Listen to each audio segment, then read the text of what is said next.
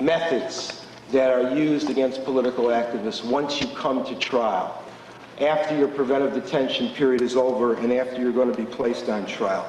And essentially, all those, most of those methods are intended to undermine the only independent actor in these political cases, and that's the jury.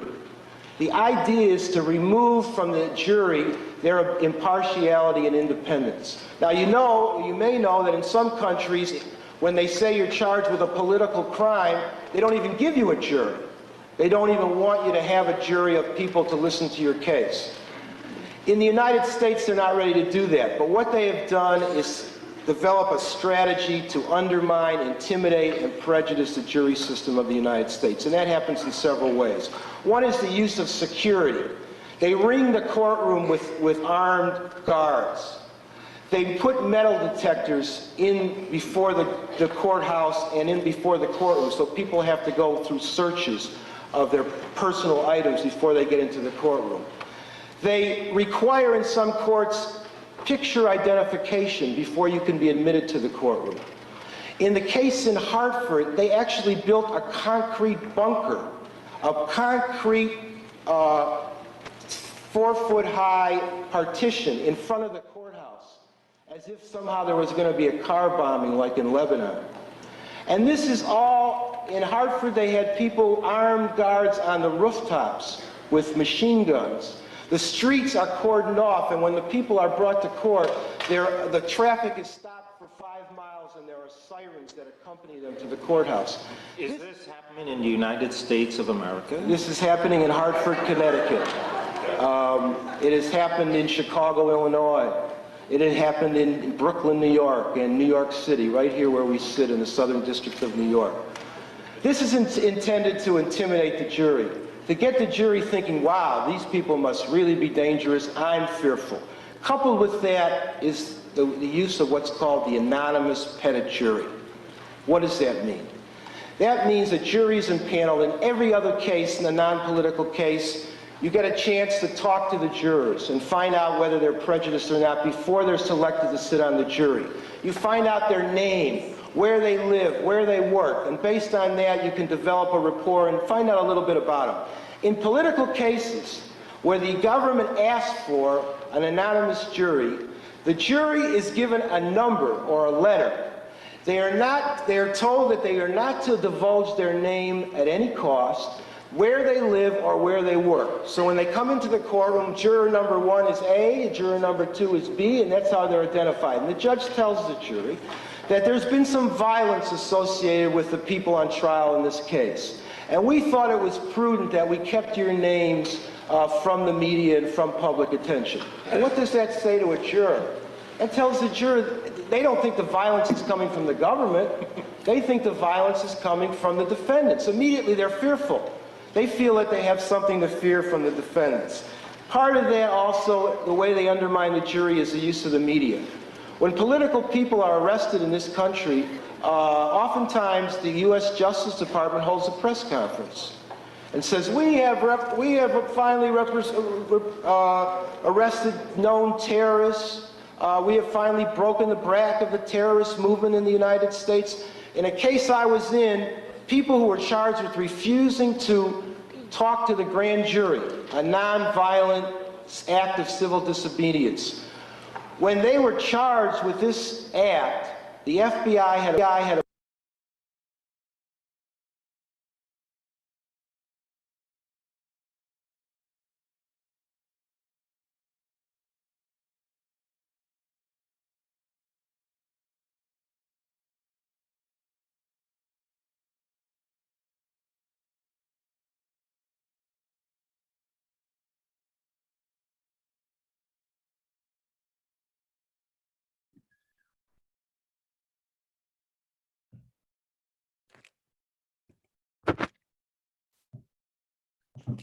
Peace, peace. Well, it looks like only half the video saves. Say again? It looks like only half the video saved, so it's okay, Ty. I'm gonna pass it to you, and we'll just keep it pushing. No doubt, no doubt. Black August Resistance, everyone, peace. So grateful to be jumping off with this fourth webinar for In the Spirit of Mandela, fulfilling our mission, Youth Against Genocide. And, I'm just here to greet everyone, make sure that nobody's feeling like they stepped into the wrong webinar or anything like that.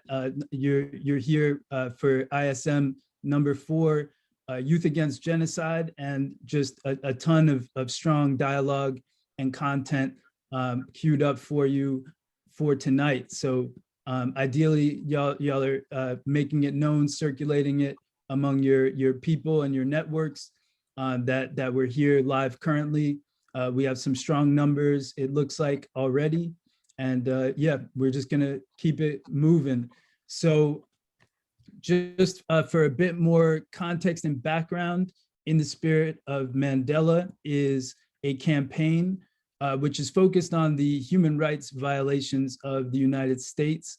As has been said by many of those who have initiated and pushed forward these efforts, we are standing on the shoulders of giants, and there are so many innumerable giants and warriors that have laid down the groundwork for continuing to highlight and expose those human rights violations and war crimes that the United States has been perpetuating all across the world and domestically here in the United Slavers, as has been pointed out, for at least 70 years, but far longer with the We Charge Genocide petition.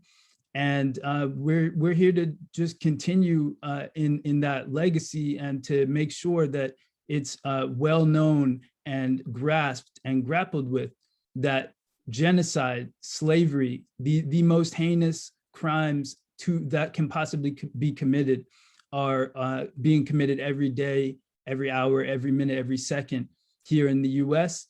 And we have to put a stop to it. And part of doing that is connecting up with the global community, the international community, and raising these issues to the level of human rights violations, which they of course are.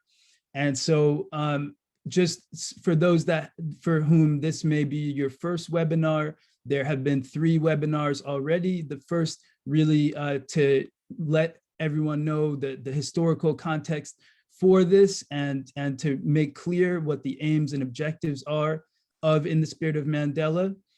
We also had a webinar focused on the interfaith community and the spiritual community. And there was also a webinar going into some of the particulars as far as the legal context, the political context, and the educational context. So please peep those archives. All of that is fire material that is still up on the website, spiritofmandela.org. You can peep those out in full if you haven't had a chance to already, or repeat them if you have, because there's a ton of information there. And that's how we continue to build and continue to grow. And so I want to just quickly outline the 6 basic charges that In the Spirit of Mandela is focusing on, so that we're all on the same page as far as that. And the charges are being raised among so many other elements of the proof and evidence of these human rights violations at the upcoming International Tribunal, which will start on October 22nd of this year. And so these 6 charges have to do with, of course, the reckless violence of these slave patrollers who go by the police. It has to do with the prison slavery that's going on all across this country and beyond, and the hyper incarceration that entails. It has to do with the political prisoners that the government officials constantly want to deny exist throughout the United States, but certainly do. We know that thoroughly, and we of course can peep out resources like Jericho and many others if we want to further recognize the reality of those political prisoners and to further get further information as to who they are, see their faces, find out how we can write to them and support them. Environmental racism is the fourth charge that is being focused on as regards the International Tribunal. Fifth is the disparities in healthcare that we see, and that is only intensified, of course, in this present moment that we're in. And genocide, lastly, which is again one of the worst crimes, and is a war crime and an international crime that in many ways encompasses all of the others, as heads like Patterson lay out in We Charge Genocide. So that's the focus as regards the tribunal. Moving beyond the tribunal, there will be so much more in the way of organizing and agitating and study that that this campaign allows for. Among many other possibilities that will be realized through this campaign will be that of a People's Senate.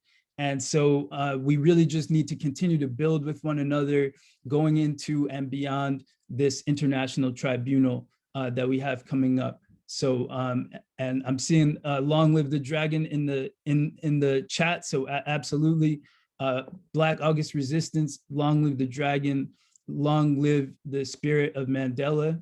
And from there, I would just like to introduce one of the videos that In the Spirit of Mandela has produced. This one featuring freedom fighter, former US held POW, Brother Sekou Odinga.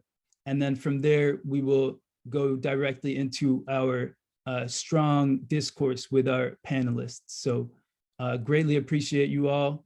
Salute Black August Resistance.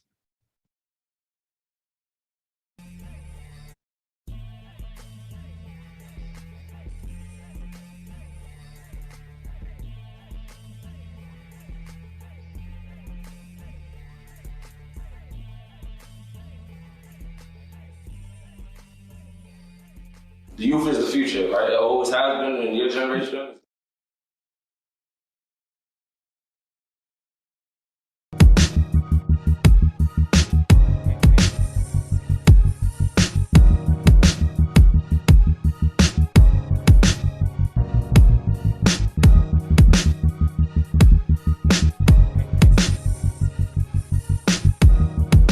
As I said before, Kwame say, organize, organize, organize. And we as a people have to organize ourselves. We have to teach our history and teach the history of struggle, teach the history of revolution, and learn the tactics of struggle, the tactics of revolution, the tactics that have been used by many different people around the world to survive and to succeed in throwing off the yoke of oppression, of genocide, off, to throw it off by what tactics, which tactics have been successful. We need to teach it. We need to learn it and teach it, especially to our youth, because the struggle is yours. The struggle, you are the ones we're waiting for. So it can't happen without you.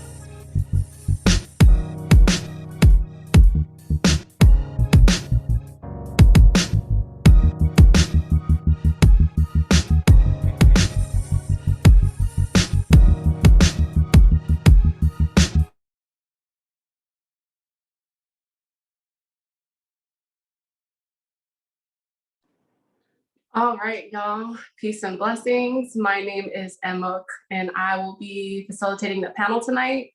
And we'll just get right into it. We have an amazing revolutionary panel, and I appreciate y'all for being here, for your time, and just so excited to hear y'all drop your gems and talk your talk. So I'll just introduce y'all, and if you could wave and let the audience know who you are when I'm doing your bios. So we'll start with Erica. Erica, also Ricky, is a part of the coordinating committee and outreach team member of the Black Alliance for Peace, as well as an outreach member of the Black Working Class Center, Ujima, People's Progress Party Maryland. Keynes is the founder of Liberation Through Reading. She is also the co-editor of the African revolutionary blog, Hood Communists. Erica, you could wave the folks, let them know. Up next, we have Abbas Mudakim, who is a new African educator and organizer who organizes towards Black liberation. He has lived in the East Bay his whole life and currently lives in Oakland. Abbas taught African American studies at UC Berkeley for over 4 years. He is also the co-founder of the Fannie Lou Hamer Black Resource Center at UC Berkeley. In addition, he co-founded People's Programs with Delancey and also co-hosts Hella Black podcast with him, which has charted the top 100 in Turtle Island, as well as in other countries across the world. Awesome, appreciate it. Up next, we have Melissa Charles.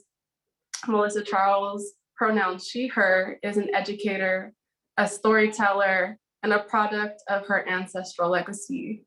She is an African building towards a new African nation. Her politic is rooted in love. If you're trying to tap in with Melissa, tap in with Agape Movement on IG, which is AGAPEMVMT. In addition to her bio, she said, all power to the people, free the land, love the people.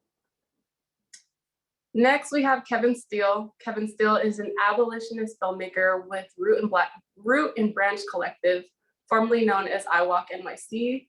He's also a part of Campaign to Bring Mumia Home and a member of the media committee for In the Spirit of Mandela. Kevin was formally captured and began organizing while inside. And while captured, he helped with the 2016 nationwide prison strike, as well as other resistance organizings. Upon his release, he's been a part of numerous actions against prison slavery, hyper-incarceration, from the 2018 nationwide prison strike all the way up to the 2021 tribunal this October. He continues to help organize in his Bronx neighborhood with youth basketball tournaments and sharing opportunities that he's been deprived of. Kevin, can you wave to folks, let them know? Awesome. Up next, we have the amazing Imani Miles. Imani is a second-year law student at Rutgers Law School in Newark, New Jersey, with aspirations to represent political prisoners. In 2019, she graduated from Seton Hall University with a Bachelor's of Arts in Africana Studies and Political Science. Throughout her undergraduate studies, Imani was an organizer for an on-campus movement called the Concerned 44.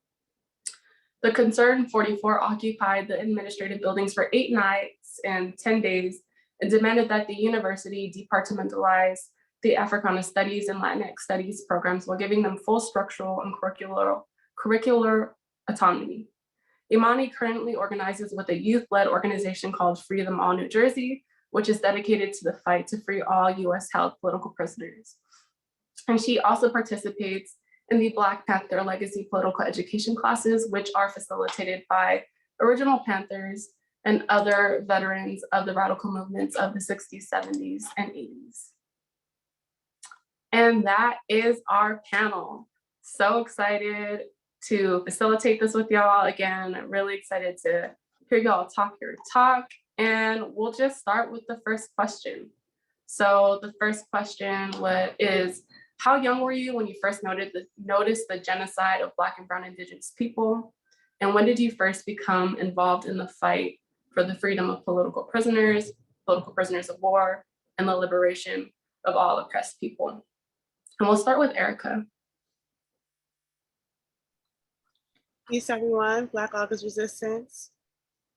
So I remember hearing about Amadou Diallo when I was younger in the 90s, in the late 90s in New York City. But I vividly remember Sean Bell because I just moved back to New York when that happened. But I don't think that I equated either of those things with genocide because I was still a liberal and and I was still, doing the bad apples sort of framework. But it really wasn't until Trayvon Martin and the case itself and the reactions around the case that I just started to really delve into what it meant, that people were reacting in that sort of way. And then right after was Eric Garner, and then Mike Brown. And that's when I understood it to be genocide. Because how genocide is defined is like, like this systematic and widespread extermination of a people. And you really saw that vividly in the summer of 2014. And I had to be, my son is what, 7 now? I had to be 28 years old when I really started to understand what genocide was and how it pertained to our communities. But even in understanding that and unpacking what it was to understand the police state, I wasn't too much involved with the inside or dealing with prisoners directly, only through dealing with comrades of mine who got caught up, either through protesting or even being involved in the protests that took place in DC for Trump. And that widespread. And so that sort of introduced me into people who were working within politicized and political prisoners into that realm. In 2018, there was an incident in Lee prisons in South Carolina. And that was my first introduction full on into being fully involved in prison work. And that same year was a national prison strike that summer.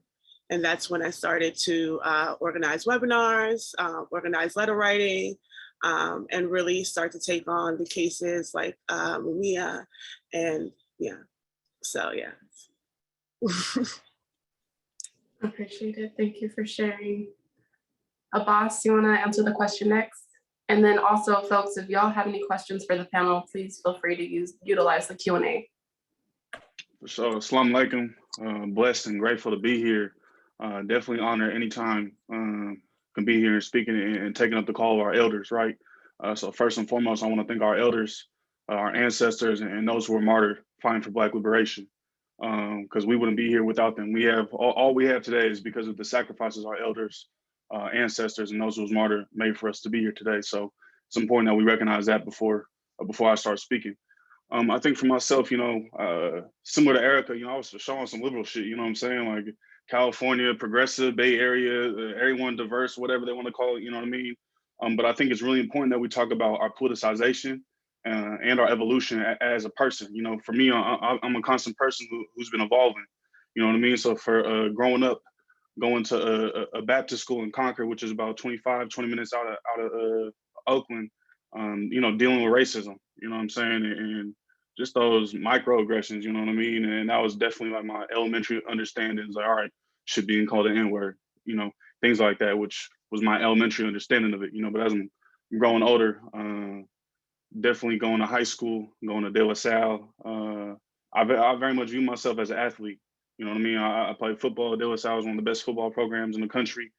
And that's who I saw myself as, was an athlete. But, having Oscar Grant happen, when I was 16 years old, 17 years old at that time, that was something that was major, especially, happening on BART, and seeing that happen on camera too. There's a lot of debate about, if we shouldn't show the videos and whatnot, but if we didn't have the video of Oscar Grant, people would not be talking about Oscar Grant. And I think that is a scientific fact. So for me, that was a pivotal moment in realizing, like, what does it mean to be Black? What does it mean to be Black in America? You know what I'm saying? Especially in this quote unquote, Obama era. That wasn't the Obama era yet, but this post-racial era that people want to say we was in at that time period, So then I matriculated, went to Cal to play rugby. I was just off a stint playing for the U.S. national team. Those photos with me with the flag across my chest, it should hurt me to see it. You know what I mean? But that's part of my evolution. Fuck that flag. I'm just straight up. You know what I mean? But that was definitely going to Cal, becoming politicized and taking Black studies. I had a professor named Robert Allen, who y'all should check out his book about Black awakening in capitalist America. That was my freshman year. Being able to learn, listen, and really learn about that. That's when I really, I would say became more aware. And then of course, Michael Brown was a significant event. in a lot of people's lives, in my life as a youth, as a student athlete. And that was a point where I'm like, I was an athlete at that time. I'm gonna speak up. You know what I mean? There's definitely pressures for student athletes and athletes in general not to speak, but I'm like, I gotta follow my heart. I gotta speak. So I remember, I was definitely responsive or, maybe reactionary in some ways initially, you know what I mean? It's, all right, I hear a protest going on, right? See a protest going on, or I'm gonna take to the streets. I was, you could ask Dewency, I was young, I was hyphy, yelling, you know what I mean? I might have kicked a few car windows of cars trying to go through protests and whatnot. But since then I've been evolving in the constant state of evolving and learning, but in 2014 is when I really understood. I didn't come out the womb with a black power fist. I wasn't coming out the womb talking this revolutionary politic. But in 2014, I was like, all right, yeah, this is genocide, right? And if we understand genocide, it's the killing of members of a group. It's causing serious bodily or mental harm to members of the group, deliberately inflicting group violence on the group as group conditions, right? Physical destruction of the group in whole and or in part, imposing measures intended to prevent births within the group, and forcibly transferring children of the group to another group. That has been our experience for the past 450 years, right? We talk about the Holocaust, but we also oftentimes can't talk about the African Holocaust, the complete extermination of our people for generations and generations and generations, right? And then if we look at our specific struggle here in the so-called America, Turtle Island, right? We in a state of domestic colonization, a state of settler colonization, right? Where these Europeans came over here, stole the land, enacted genocide on the indigenous peoples, right? And then brought us and forced us over here and forced labor, right? So we got to understand ourselves as a nation living in the nation, you know what I mean? In an illegitimate nation, right? So once we see that, we can understand, all right, the conditions that we've been experiencing since we first arrived here, right? Since the first European brought us here, right? Has been conditions of genocide. And the issues of political prisoners, my family, Jaleel, is when I really learned about political prisoners and being able to help advocate for his release and him being home, so that's amazing. And we got to free them all. And that's what we got to work to do, is free them all, charge genocide. Yeah. Appreciate it. Thank you. Thank you for sharing. Mel, would you like to answer the question, and do you need me to repeat it? Would you repeat it one more time, please? Yeah. So how young were you when you first noticed the genocide of Black and Brown Indigenous people? And when did you first become involved in the fight to free political prisoners of war, and the liberation of all oppressed people? Bruh, how much time y'all got? Long story short, I think what I've really appreciated hearing about from Boss and Erica before me was like this evolution that has happened. And so I'm thinking about like my first experience to answer the question is like 4, that I can like vividly recall being in the car with my dad one day, waiting for like my brother to finish soccer practice or something. And he was listening to the radio, and I'm from Jersey. So I lived in Jersey at the time. We were in South Orange, just chilling at some park. And it was just hella like, there was chants and shit. I didn't know what was happening. And so I asked him like, what are you listening to? Like, what is going on in this car? And he was like, oh, they killed a man. And I was like, what? Like, what do you mean? And so he was talking about Amadou Diallo at that point. And he had just said like, yeah, the police like killed this man. I said, why? And he was like, because he's Black. That was pretty much the only answer he gave me. And I was like, what do you mean? He was reaching for his wallet. They thought it was a gun, and they killed him. And so I remember being really young, being confused for a minute. And then just kind of assuming like that all of it would have worked out for the best, right? Like, oh, well, his family's probably gonna be like, like they're gonna take care of him. And then I was probably like, can we go get some candy or some shit? Like I probably forgot about it until I began to be a little bit more politicized in the future, and kind of like where I'm at now, have definitely gone through my phases of liberalism, gone through my phases of pro-Obama, voting for Obama. I have gone through my phases of being very reactionary. And I think kind of the space that I'm in right now, evolutionary wise, and more recently, thinking about when I first entered prison spaces, I'm gonna name 2 specific moments that I remember. one of y'all bear with me. I promise like it is related. It's gonna sound like some BS, but the OJ trial was a trial that I think exposed me to the idea of our justice system and the idea that like all this shit is fake anyway. And so at the end of the day, I just got to root for Black people. That was like my first exposure into what my politic is, right? When it comes to the law and when it comes to justice system. And then secondly, I moved out here. I'm currently based in Oakland, and I moved out here and I started working at a university and found myself as someone who has done research, someone who has those skills, wanting to tap in. And so I was like, I'm gonna see how I can volunteer at a prison. And so I tapped in with San Quentin and happened to come in at a year that they were organizing a new program where folks, research assistants, myself and 3 other folks could go into the prisons and speak with folks and really kind of lead it was participatory action-based research, right? So really kind of lead their ideas and provide resources. My role was to come in, talk to folks, ask them what books they needed, what resources they were looking for, what types of articles they needed me to bring in, research those, and then come back the next week with that shit, right? But during that time, I think I went in like as a volunteer and as a researcher who had some kind of politic at that point around what it means to practice like praxis and not just going in and exploiting subjects. But I went in and I got to like just vibe with folks, and it was kind of awkward because I remember being one of the very few Black volunteers who was in that space, first of all. The only Black woman, non-family members, right, is what I'm speaking of here as visitors in that space, and got to develop a lot of really great relationships and just have conversations and notice the ways that guards interacted, or notice the ways that guards were watching, right, my interactions with my students. And there was definitely like an extra hyper vigilant awareness of, oh, there's someone in here who's talking and they're having a conversation right now about indigeneity.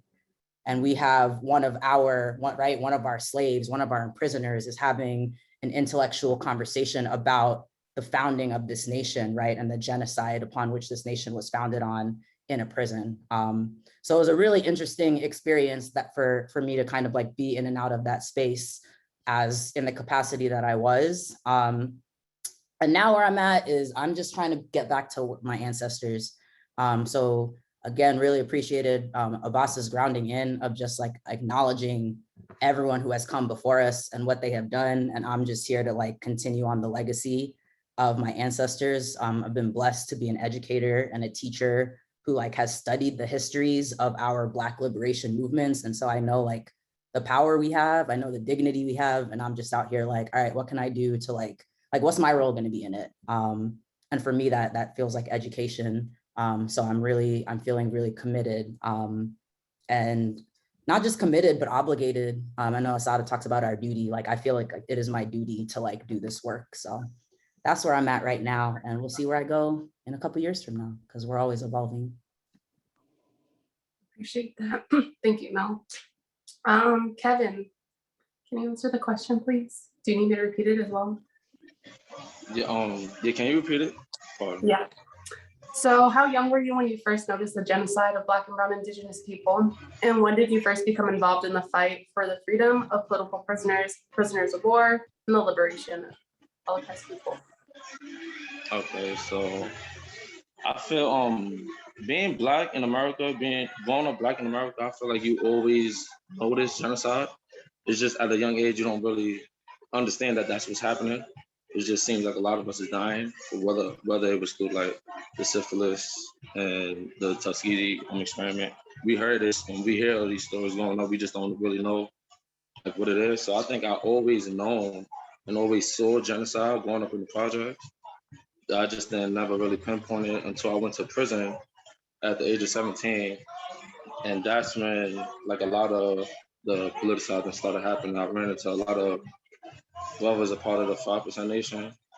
And if everybody knows the 5% Nation, like the Nation of Islam, they have this slick way of talking that could like move the youth. They can move the youth with their words because it's something that we can relate to. We as a youth, really relate to violence because lack of education. This is what we result to, and I fell down that as well. And bumping into these guys really helped me understand that the enemy is not people that look like us or people that come from where I come from. I was given a Malcolm X book when I was on Rikers Island, and even that, right? It seems like every time I hear a Malcolm X autobiography story, that's the book that changed everyone's lives, and it didn't. It really didn't do. It didn't do it for me. It wasn't until I went upstate around a bunch of lifers and really organizers, where I was given Blood in My Eyes by George Jackson, Revolutionary Suicide by Dr. Hugh Pinot, and a few other books where it made sense to me. It was a lot of anger in these brothers and sisters' voices, but it was anger with a cause, and it was anger with like an understanding of what's really happening, like the bigger picture of what's going on, and the bigger picture is always capitalism. In my mind, I feel like capitalism is the cause of all the roots, all the bad roots that's happening, and capitalism it trickles down. So that's why we have like slave patrollers now. They're just a tool in this capitalist in the state. And when you know that, then it becomes frustrating. It becomes frustrating to know more, but you still have the fire in you because of the youthism that's inside of you.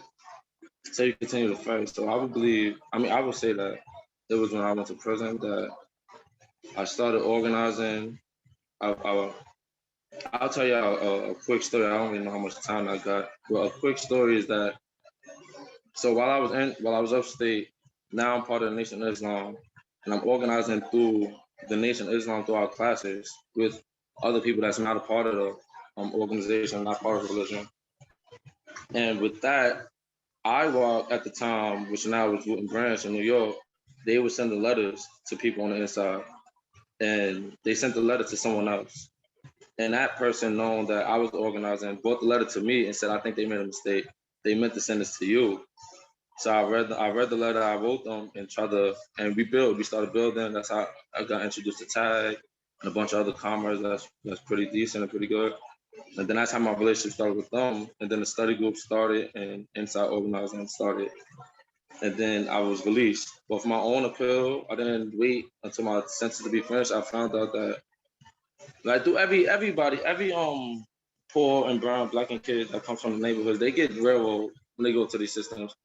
I feel like either the legal aid does it or the judge just blatantly does it because they know the lack of education that we have. And I fell victim to that as well. I was sentenced to 10 years for a fight in my first crime. And throughout that time, my education started going. Then I realized that that was illegal. So I ended up doing 8 years out of the 10 before an appeal. And as soon as I came home, it was 2018. And that's when the prison nationwide strike happened. So I happened to organize, help with that. And then I continue to just do, we organized in the Bronx and Roosevelt High School. One of my biggest accomplishments, we fought to get the metal detectors removed. And that was like a big accomplishment. And obviously this interview I did with the brother Sekou Denga, which is a blessing more than just like the video, but what we all seen is really the off-camera conversation that we had and the game that he was giving me, and really just the knowledge. Okay, that's good. And yeah, just really the knowledge from my elders that really helped and continues to help me on this path of freeing political prisoners from Mumia Abu Jamal to Mutulu Paul, Wushi Amagi, and the rest of them. Yeah, that's really it. I'm just gonna continue to fight and see what happens. Thank you, Kevin. And thank you for sharing your experience.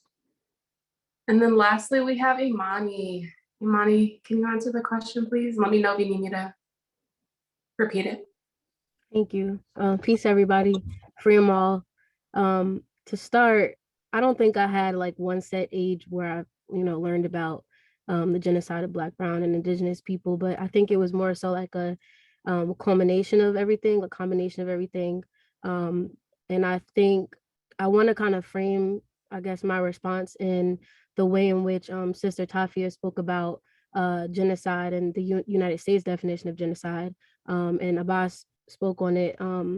but just the idea of creating the conditions, the calculated conditions to bring about the destruction of a group of people. And I think when I think about my life and my journey to where I am now, some of my first, my earliest experiences living in Newark and, walking home from school and, just like looking around my community, so many people, so many of my brothers and sisters and elders just addicted to drugs, like, withering away from drugs that was really systemically like dropped in our communities to destroy entire generations.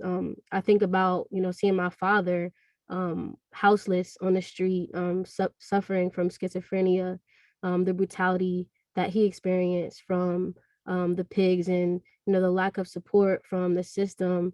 I think about, my experiences while I was in high school, getting harassed by police officers. Some of the racist encounters I experienced in high school.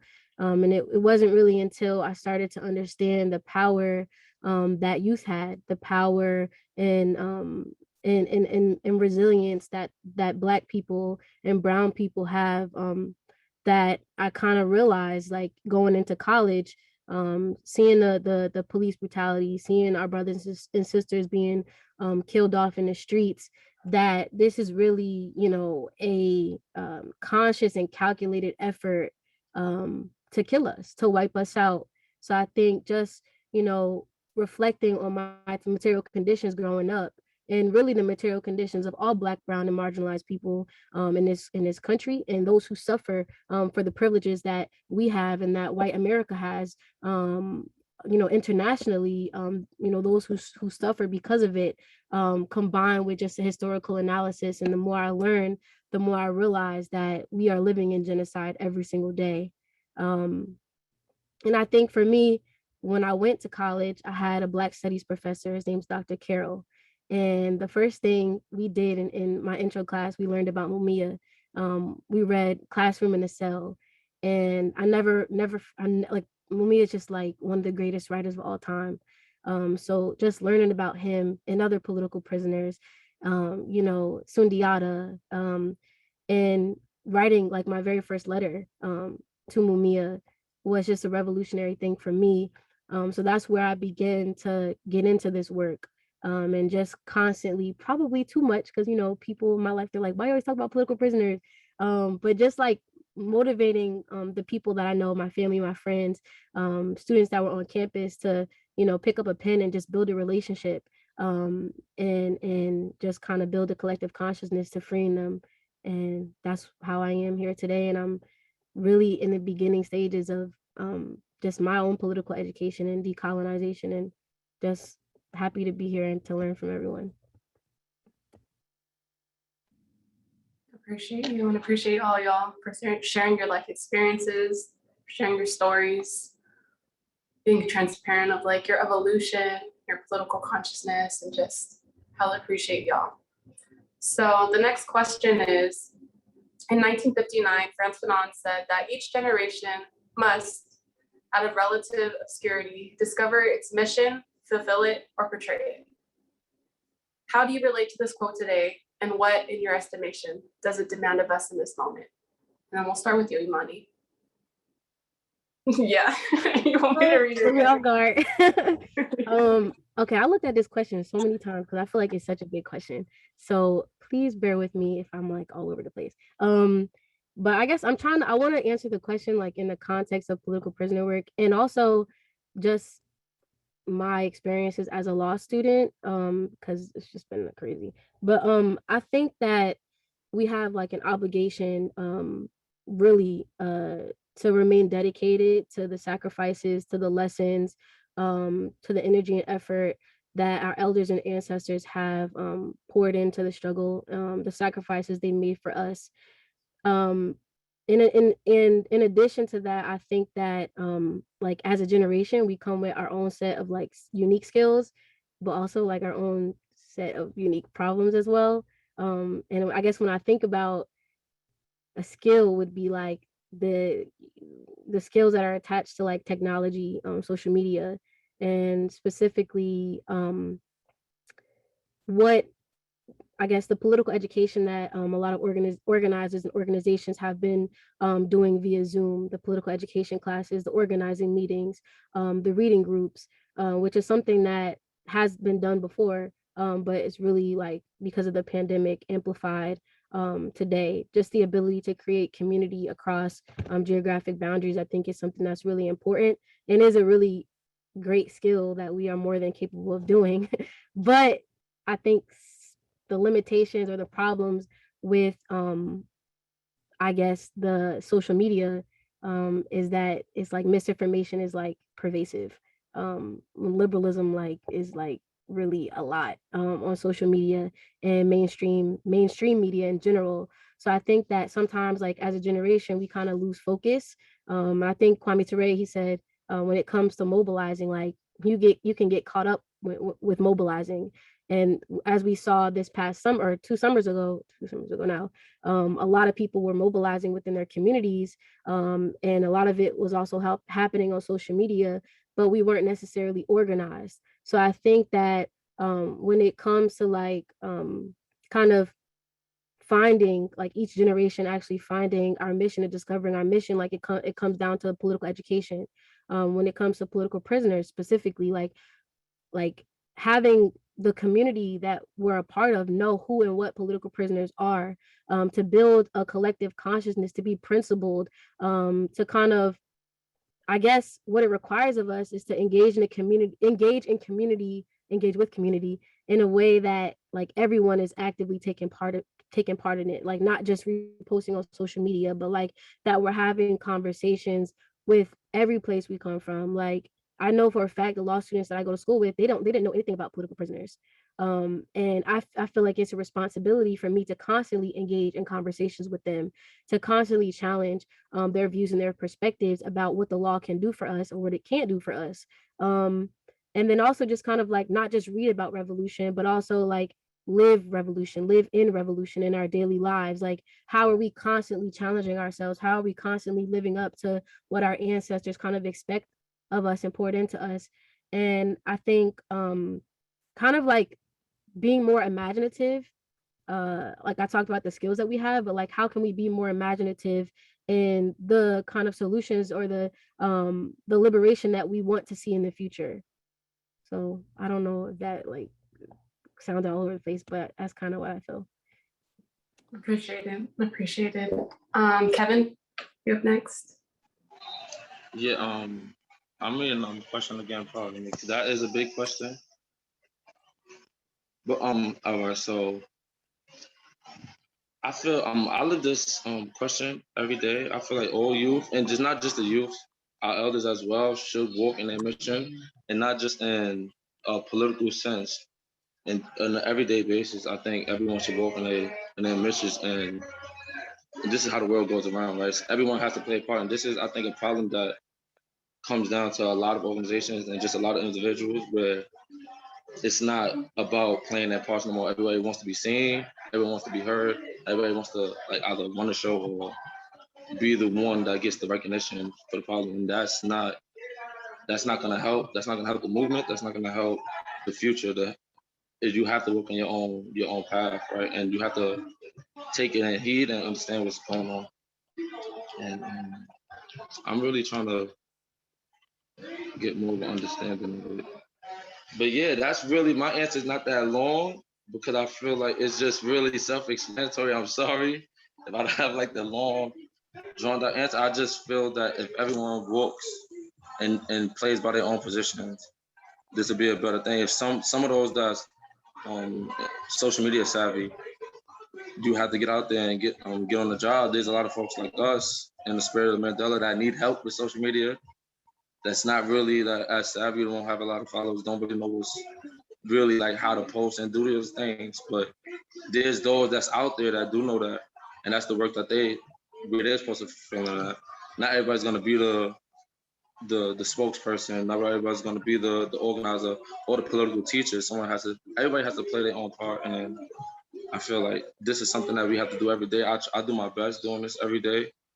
I walk what's for me, and do my best in helping the ancestors fulfill this playing for freedom for Black and brown people and poor people all over the world. Appreciate it. Thank you. Short answers are good too, just as great. And like you said, you know, everybody has their own role, and you know, we just got to figure it out and do our part. Appreciate you. Mel, Frantz Fanon said that each generation must out of relative obscurity discover its own mission, fulfill it, or betray it. How do you relate to this quote? And what does it demand of us today?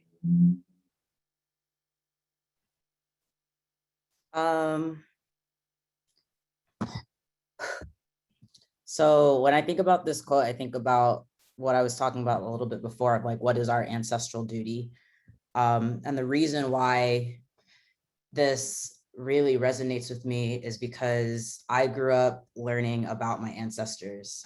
So I grew up in a Haitian household and Cuban household, and we learn about, right, the rebellions, right, on the island of Haiti. We learn about folks, Black folks, Africans who came together in guerrilla warfare ways, in strategic ways, hella strategic ways, right? In ways that were very non-conventional to fight for their freedom. And then what we don't learn, right, or what we don't learn as much about is the ways in which imperialist powers like America, like America, come in and really start to disrupt that progress. And so when I think about this quote, what comes back to me, and I'm going to speak from an educator's perspective and from the work that I do with the Agape movement, is what does it look like to love the people every day in every decision that is made, in pursuit of self-determination, right? In pursuit of what our ancestors have been fighting for from the minute Europeans set foot on the continent and was like, yo, we like this shit, let's take it.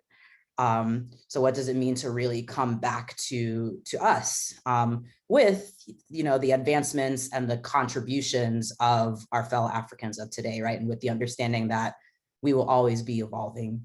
And so one practice that I'm really trying to come back to is, what does it look like to actually live an anti-capitalist and anti-imperialist life?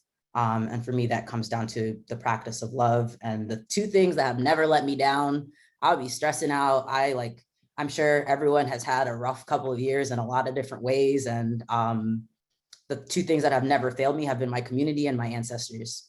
Doesn't matter, like today, I was stressing the fuck out. I'm not gonna lie, being on this panel and understanding like the magnitude of what it means to be able to be in this space.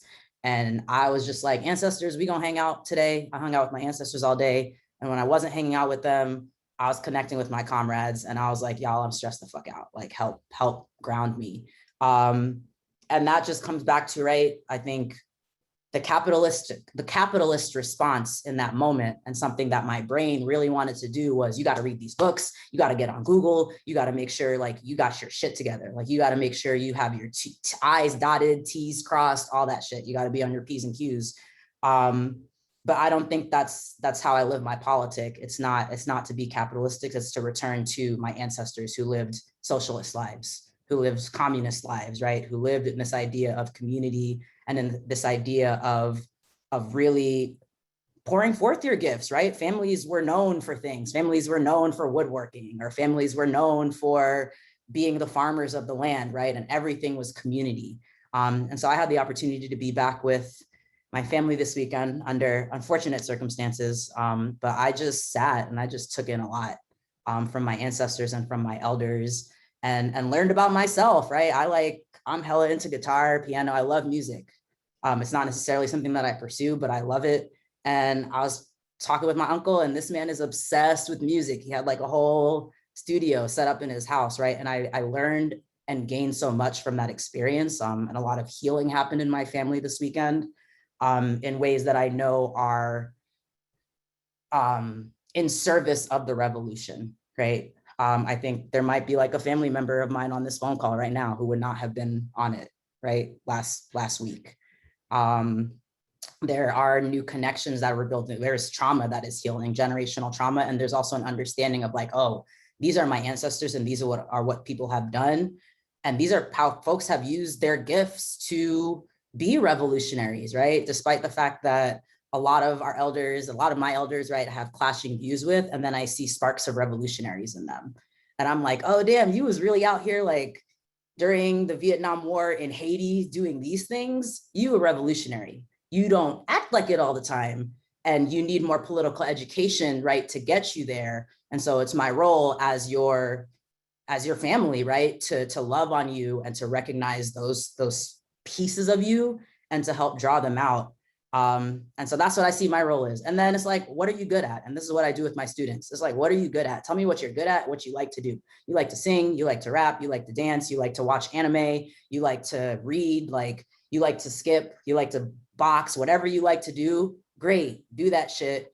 And then I'm gonna give you the foundation of Pan-Africanism, scientific socialism, right? I'm gonna give you those terms and that knowledge so that you can then, if you a boxer, you about to join the vanguard when we're ready, right?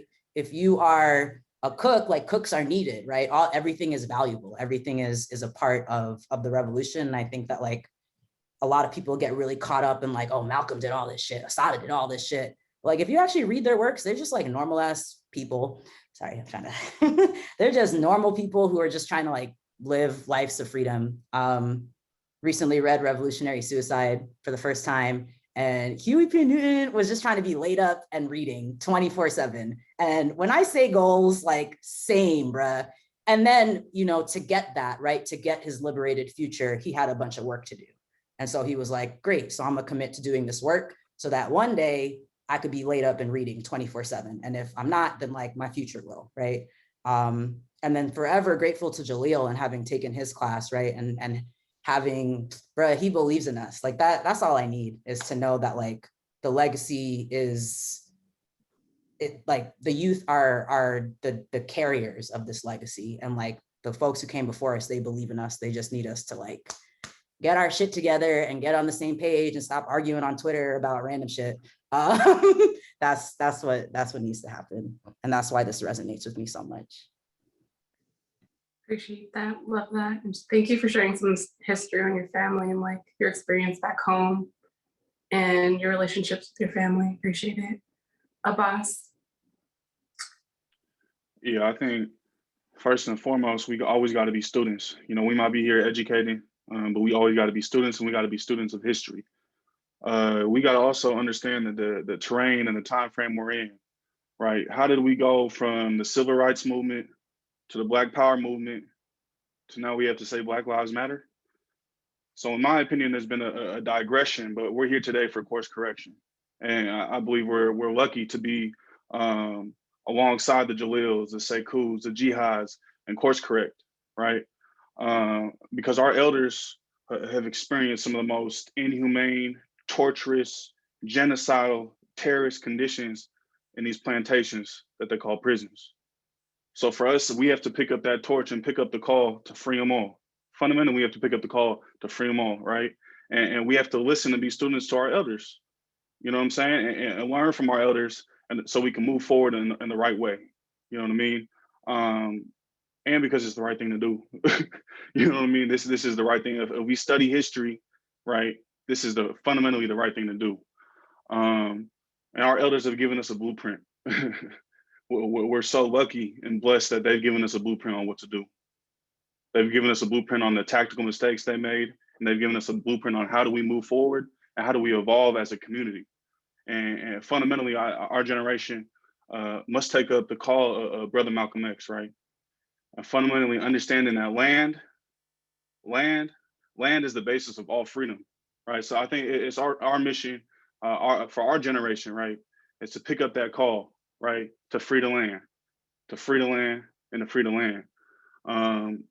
Oftentimes in these movements, we got to ask ourselves, like, what is freedom? What does it mean to be free? In Jalil's book, We Are Our Own Liberators, he asked 3 questions. Are we gonna fight for inclusion into this so-called American United States empire through representational politics? The Kamala Harris's, right, who was locking up Black folks in Alameda County to becoming the Attorney General of California. The Obamas, who was striking everywhere he could strike with drones, right, who built up the CIA, right, the CIA drone strike program. We don't want no representation in the so-called American system. We need to abolish this American system. The second question is, are we going to be fight for a unified socialist United States? If the United States exists, we ain't going to be free, even if it's a so-called multi-ethnic, white, brown, put all the colors together and we socialists. That ain't, we ain't, as new Africans, we ain't going to be free, right? The third question asks, are we going to fight for the Republic of New Africa? And that's what I believe in. We need to have our own land, our own territory, Louisiana, Mississippi, Alabama, Georgia, South Carolina. We need to fight for the Black Belt and to have true independence, true freedom, and true autonomy. I see this call as a natural process to fight for that land, right? We have to recognize the genocide that is ongoing for our political prisoners and bring it to the international community, right? Because we need international solidarity. Fundamentally, we can't exist in our own silos. We need solidarity, right? We need, just because I don't believe in a unified socialist United States, we need solidarity from white folks, right? As Jalil says, we need a buffer zone to help protect the Republic of New Africa, right? So I see this UN, right? Looking at the UN and looking at the genocide and charging genocide, it's important for us to develop that international relation. And this should be the stepping stone, because if we want to fight for a nation, we want our own nation, we need to be recognized by the United Nations, right? And we got to ask ourselves, what makes a nation, right? It's a permanent population, which we have, right? We as a nation within a nation. If we look at the Black Belt, how many New Africans is already living there? Defined territory, we need to fight for New Africa. A government, the Republic of New Africa, and then our capacity to interrelations internationally. That's what we have to do, right? We need to be able to begin opening trade with China, Russia. We need allies in this fight to free the land.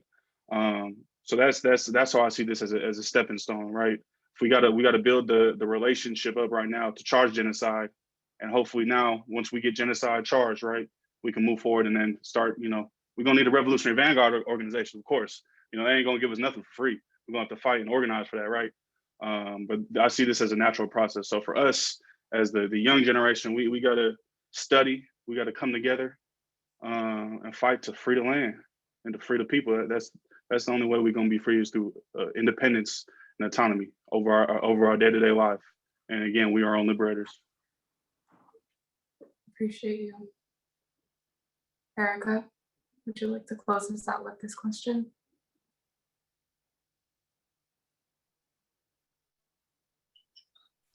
Yeah, I just want to say, when Imani was speaking, like, I felt all of that, because that was a lot of the direction that I was thinking as well when I read the question.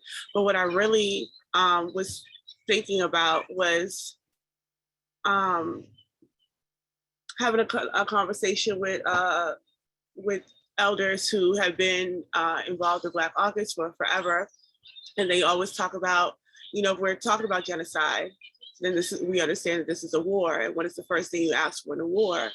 You ask for your people back. And that's not what we see happening. There's not enough of that push. And I think that in every step of my evolution, it has always pertained to either political or politicized prisoners, or some involvement in the prison system. Like my introduction to the Panthers was through Asada, who essentially still is a political prisoner. I mean, she's exiled. And my introduction, like, I even joined an organization through my work with Keith Davis Jr. and trying to free him still. So a lot of that trajectory and being involved in that work really pushed me to my limits. And furthermore, like, even with joining Black Alliance for Peace and really expanding on my understanding of internationalism, really brought home for me an understanding of how we here are colonized, within the US. And I think needing to understand our own colonization has helped me push forward to how we decolonize ourselves, how we break free. And, all of that, all of that is a process. It's a process that I recognize, and it's a process that can't happen without political education. Like, that has to be the emphasis. I mean, even when we talk about mobilization, our people are mobilizing because that's all they know to do. They don't understand there's a different way to go about it. Just like our people are voting in mass under this two-party system because that's all they know to do, because they're not being politically educated. They're not being introduced into these other concepts. They're not being introduced into these other worlds. But it's like, I think that I take on, like when Jalil just spoke to us before we got on, and he was talking about, to be a revolutionary, to talk about revolution, you gotta be a revolutionary. That's something that you have to take on every day. And I think that that's the process that we're all acknowledging here, that's fundamental. Like we can't, political education is fundamental, and so is organization. And I don't think separating the two or acting like these things don't matter is how we continue to be out organized by the state and out propagandized by the state, with no real, combating to it. And I think that's what's necessary. I think highlighting the work that our political prisoners have done and how they landed and ended up being political prisoners is that blueprint, right? And I don't think there's enough studying of these other movements. Even we didn't study the 2014 enough. Because had we done that, we'd have known not to do the shit we did last summer, So I think that we're always going to have to be, like about said, we're students, and we're always going to have to be in continuous study. And like Mel said, we have to tap into our elders, because they've been through this. And there's going to be struggles, undoubtedly, but we can't be afraid to struggle. And that's where I'm at in that journey, and understanding, that's the role that we play. That we have to keep pushing this forward. And we can't push it forward if we are not direct in confrontation with one another, if we are not struggling with ideas, if we are being sectarian, if we are not acknowledging the limitations on certain frameworks like abolition, especially when it pertains to how we are all proudly abolitionists, but neglecting our people on the inside. So, yeah. Wow. I'm like decompressing everything y'all had to say so far. You all highlighted so much and talked about so much of regards to like carrying on the fight of our ancestors, carrying on that resistance, and continuing the fight for emancipation and abolition and liberation. Y'all talked about picking up a pen and writing to the elders that have been captured and building those relationships with them, right? Because we're carrying on their fight. We're following the blueprint that they set out for us, right? Y'all touched on so much, and this is just one half of the panel, and it's been just so powerful and so inspiring, and I really appreciate y'all. We have one more question left, and then we're gonna open it up to Q&A. But right now, we're gonna just take a quick break, and I'm gonna pass it to Tag, who is gonna introduce somebody that's gonna perform for us. Amazing artist. So panelists, if y'all could turn off your cameras, and we'll just enjoy some poetry. Pass it to Tag real quick. Appreciate you. Appreciate you, appreciate all of y'all. Absolutely honored to be able to introduce our artistic offering for the night, the first one at least, and that's coming from Tamika Staley, who is a spoken word artist and sex educator repping Columbia, South Carolina. Tamika operates a performance art and speaking brand called Talks with Tamika, and also is founder and executive director of YASE, Youth Affirming Sex Education, LLC, a youth organization providing decolonized, comprehensive sex education for 12 to 19-year-old youth. They create digital workshops and content about gender, racial, and sexual inequities. And Tamika is also two-time queen of the South Poetry Slam. She's a two-time champion at the South Poetry Slam. Also featured guest artist in a dance piece called Curveless Smile during the 2016 National American College Dance Festival at the JFK Center for Performing Arts. Featured in Huffington Post, Right About Now Poetry, Glamour Magazine, and Self Magazine. Tamika encourages people to be more intentional about unlearning, relearning, and recreating norms. And again, just honored and thankful to be able to introduce Tamika Staley. They say Black women be the backbone. They say she the mule, the mop, and the hot comb. They say Black folk be a cancer. They say build walls and poison the water. They say Black women always mad. Say Tamika always mad. Well, she always talk about misogyny. She always gotta disagree. She too radical. She too angry. The girl must not get no D. They say there ain't no salvation here. Say there ain't no salvation here. But I say, I want to live in a world that treat my mama good. I want a world full of histories not stuck on forgetting. A land built on fertile soil instead of forced labor. I want a country not hung up over lies. My family tree, a poplar tree. Grandmother spent her life raising babies she can never afford to look like she bears burdens of shame on her bosom. I want shame reclaimed.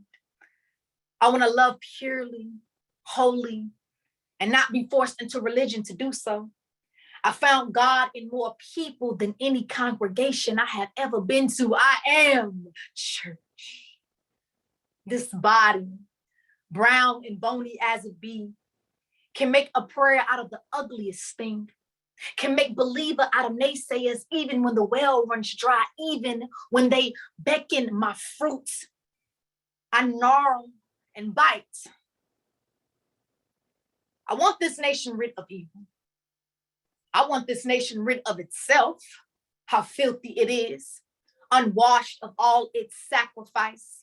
Air its dirty laundry when white supremacy stains the fabric of our lives. See how the men in uniform shoot first and bring bombs to fist fights, throw a match, then hide their sheets in Birmingham, Charleston, Greenville, poison the water and call that an inconvenience.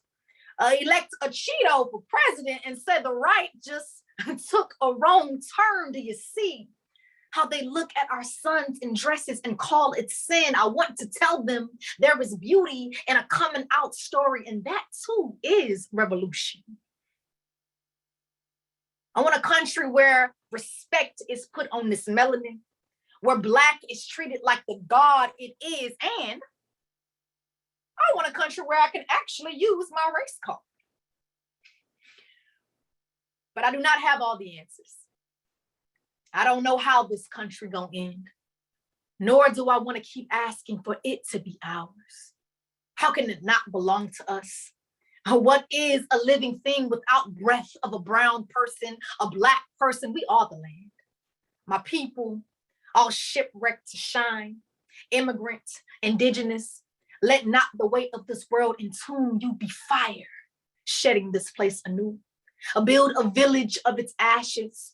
Be fuel, driving all the hood's dreams into fruition. Be saltfish, cocoa bread, Tim's, and torque. Be war, only when necessary. This mouth, barrel to a gun our bodies have been mistaken for. Be the most dangerous kind of magic. Be altar for all your members to pray at, for we know hunger, need, or we know what it's like to just want somebody or something to love us back. And that is the sweetest miracle. How y'all feeling tonight? How y'all feeling? Y'all can get a little noise going if you want to. If you want to unmute or give me some snaps, give me some something. Yeah, give me some feedback. Give me some feedback. How y'all feeling? So yes. Thank you. Yes, I love the noise. I love the feedback, the energy. I do respect the silence while I was going, but I do just want to say I'm grateful and I'm thankful to be here tonight. I appreciate all the panelists that have spoken so far. I've been listening. I've been hearing some good things, some revolutionary things. We talk about being a revolutionary and actually doing some revolutionary shit. So I appreciate that comment. whoever said that. So I just get my wheels turning. So I just want to thank TAG as well for inviting me and having me here. I am always and forever a student, even though I'm also an educator and been a community activism organizer for several years here in Columbia, South Carolina, born and raised. And Max and Tribe are actually my mentors and my OGs that I grew up under here in Columbia, South Carolina. So I also want to thank them for getting me in touch with TAG. And I'm just here to rock out with y'all. I'm gonna do one more poem for y'all. Somebody say one more poem. One more poem. Thanks. See, you feel me. Two more Whoever that poems. was, I appreciate that. Because the fight is always ongoing. And one way or another, I in my mind, I'm like, I may not ever see it in my lifetime for these systems to be dismantled, right? For abolition to be the full circle that we've envisioned it to be. But I'm going to keep working hard to plant the seeds because I envision an alternate world for Black folks where all Black people are thriving, right? A world of a legacy that's connecting through intentionality, radical healing, and justice. And I'm going to work my damnedest for it to happen and for all my people to be free, right? For all my people to be free. I got a friend of mine that say either they gonna get down or lay down. And when they lay down, they gonna stay down. So that's the vibe that we are. Period. That's what I that we are. Molifa Lemon, shout out to her. So I'm gonna hit you with this last one. It's called Black Love. If you want to follow me on social media, I am Talks with Tamika, and Tamika is spelled just how it is on the screen, Tammaka. Talks with Tamika. And I have my other pages also tagged on those pages. If you want to connect, build, talk, if you want to book me for shows, workshops, anything, I love working with you. It's my passion. So yeah, let's just talk. Let's build. Let's get some things going. I am here. So, all right, here we go. Black. Adjective, noun, verb. Pertaining to any populations characterized by dark skin. The color at the extreme end on scales of gray, opposite of white, absorbing all light casting upon it, i.e. black, is lit as fuck. Blackout means to lose consciousness, to erase, obliterate, suppress, to find Black beautiful only when it lives on Kylie Jenner, to find Black beautiful only when it lives laying down, to never kneel or march or walk or run, only found acceptable when cisgender, straight and Christian. A white America, an illusion fooling its people to believe Black is a monolith, a place continuing to profit on our pain, a place where Black folk are still here, still loving, still redefining what it means to be Black and in love. Love, noun, verb, sexual passion or desire. Example, see liberation, resilience, see Black Panther, see a Stonewall. Warm affection for another person, love up, to hug and cuddle, to embrace. Love be a nucleus, so when Black and love conjoin, you get your life. Black love. Now, South side of Chicago, the South Wing of the White House, Carolina girls, New York Yankees, jailhouse commissary turned hip hop comeback. Sacrifice. Example, see Mamie Till, the wedding Nicole Bell didn't get a chance to have. Suicide notes turned marriage vows. Reasons I still believe in poetry. My savior when drowning in doubt. Black love is its own faith. My Black love, noun and verb. A queer God's born again miracle. Dark skin, bald, bearded, heart throb, Kool-Aid smile, throat clench, thigh grip, knees propped up on hood of a Nissan underneath the stars. It is the way they become a comet as we climax. It is the transformation that happens after deciding to love on purpose. People of the African diaspora, see rhythmic, loud, and infinite. Rituals meet ratchet, hip hop, salsa, merengue. We are verses of reclamations. Love lifting us up and holding us down. Mending wounds when healing seems impossible. Loving with our whole bodies. Black love is holy. It is not of my family's belief in Christ, but it's the closest to heaven we gonna ever find. Being Black, to live, to breathe love, a wet pair of lips kissing horror in the mouth, to be more resistance than reason, to be the most revolutionary thing this world has ever seen. Thank y'all so much. Ashe, I appreciate y'all. I'm gonna stay for a few more minutes, and then I'm gonna head out. Unfortunately, I got another engagement, but reach out to me, hit me up, and I look forward to connecting with y'all. Good night.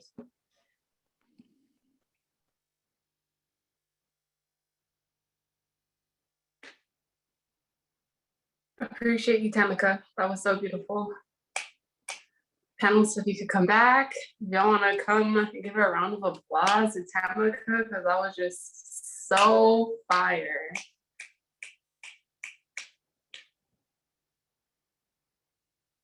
All the snaps.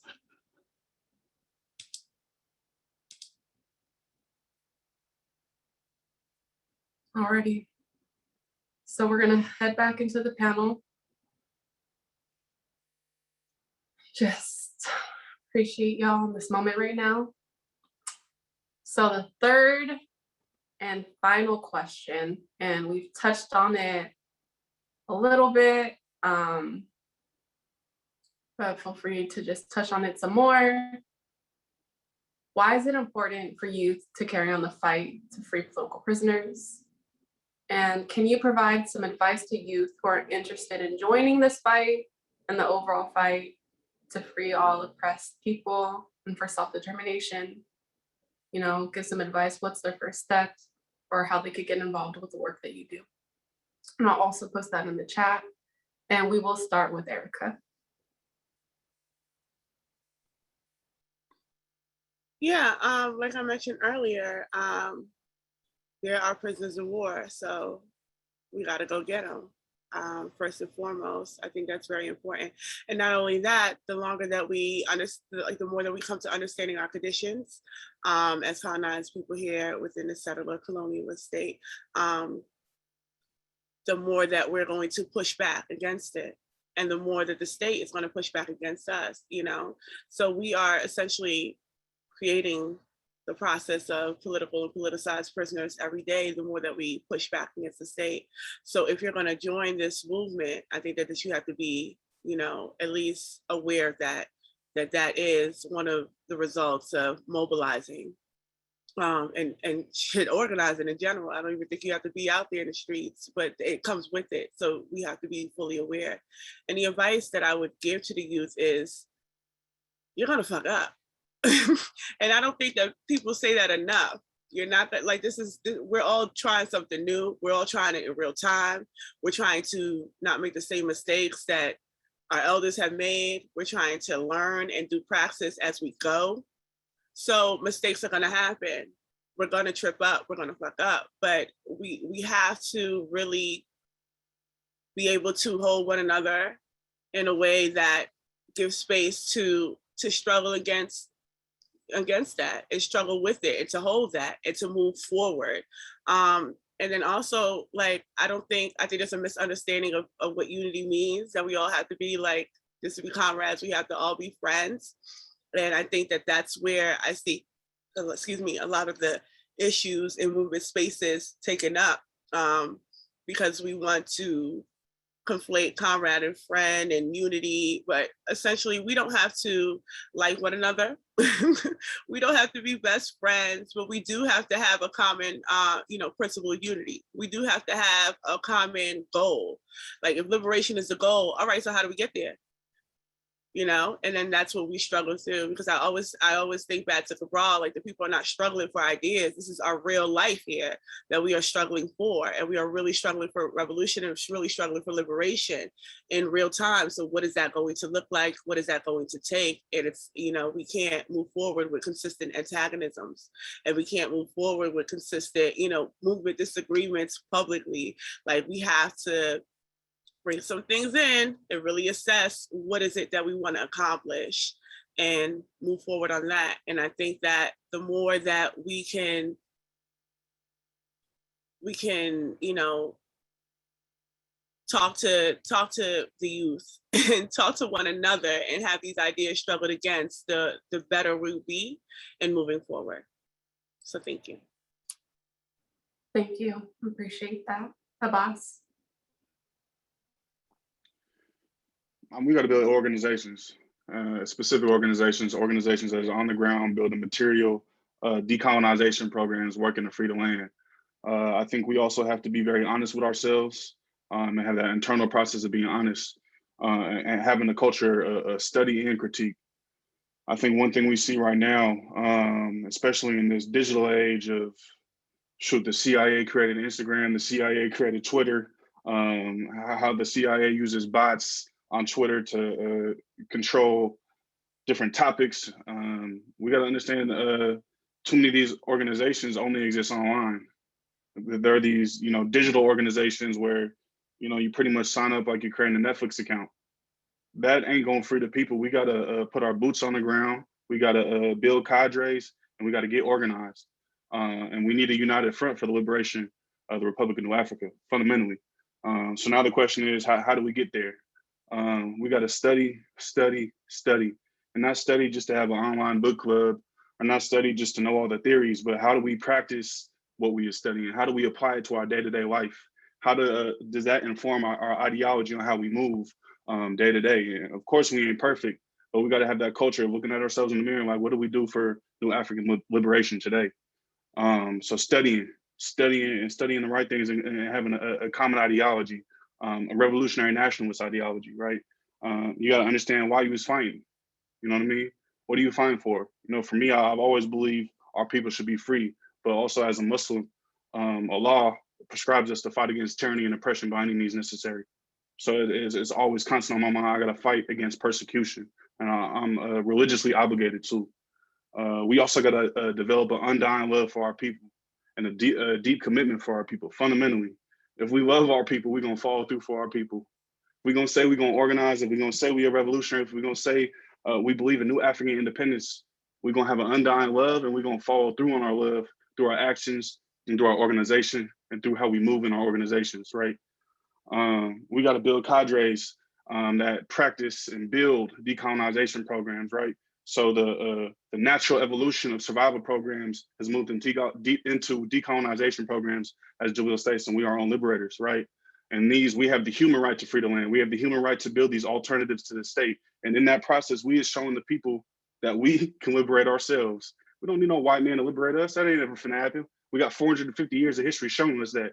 So if we build these programs of decolonization, the health programs, right, free healthcare, free food programs, and show people that there is a material reality where we can free ourselves and build that practice of nation building every single day, that's what our youth got to do, right? And then from there, it's like we got to develop united fronts. We need to have organizations and cadres throughout the country with a common ideology of freeing the land, and freeing the people, right? Where we understand what does it mean for us to have class struggle, right? Understanding the three-phase theory. What does it mean for us to have class struggle? We ain't gonna get free through Black capitalism. Richard Nixon, all of them is devils, but Richard Nixon, every president, Obama too, let me get that straight. Richard Nixon, oh man, that's a special type of devil. You know what I mean? Created the term Black capitalism to co-opt the revolutionary nationalist movements of the Black Power movement, right? We ain't gonna get free by banking Black. You know what I mean? We're gonna get free through the people owning the means of production, through New Africans owning and controlling our destiny, right? And then we got to advocate for national unity, for self-government. Fundamentally, we can govern ourselves, and that's what we do through our decolonization programs. We show our community that we can govern ourselves, right? And then again, self-government for national independence. We don't want to be a part of American pie. We as America's captives, fundamentally. We are captives. We are in a state of captivity. So we need to free the land, and it's going to be militant. If we love our people, we're going to sacrifice our people. If we love our people, ultimately we're going to up that strap for our people too. We're going to have to shed blood, fundamentally, for our people to be free. And we also, right, that's the theoretical, right? But I think it's also important to think about the practical, right? What can you do today? You know what I'm saying? if you and your partner in here right now in this Zoom call, what can you do today to move the movement forward? People's Programs, the organization I'm a part of, it started as People's Breakfast Oakland. We was out there feeding the houseless, right? And then, since then, we've evolved from there, you know what I mean? To having a health program, right? To having grocery programs, shout out to my comrades who's in here right now, but that's the process, right? You can't just be like, all right, I'm gonna start at a health clinic, but we haven't even fed people yet. You know what I mean? So like, you got to get one thing right before you can move on to the next thing. And it can smart all revolutions, all independence movements. We look at Cuba, started small numbers, 75 people, right? But they had the courage, they had the bravery to up that strap against the United States Batista-backed government. And we have to understand the terrain. We got to build towards revolution, and we got to train. And then if we have a new African nation, we are going to be able to enter negotiations, right, to free our political prisoners, right? We are able to capture some of their CIA agents. We're going to capture them, you feel me? And then we're going to trade, and we're going to free our own people.